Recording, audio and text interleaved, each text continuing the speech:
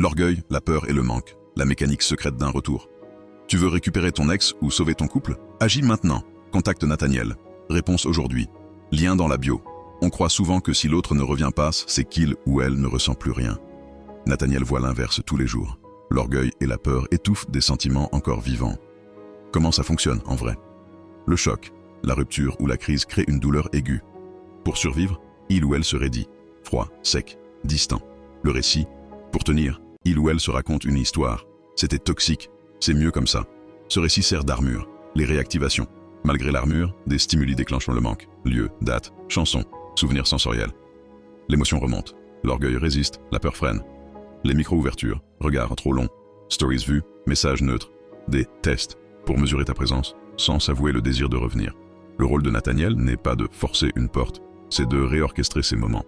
Réduire la peur, neutraliser l'orgueil, amplifier le manque sans attaquer. Réduire la peur. Interaction sans enjeu, tonalité apaisée, zéro pression. Neutraliser l'orgueil, éviter tout rapport de force, pas de « tu vois, j'avais raison », préférer la dignité tranquille. Amplifier le manque, signe faible qui réveille la mémoire heureuse. Un détail sensible vaut 1000 discours. Ce travail ne garantit jamais un résultat, mais il change la dynamique. L'autre passe de « je dois tenir » à « et si je me trompais ». Ce basculement est subtil.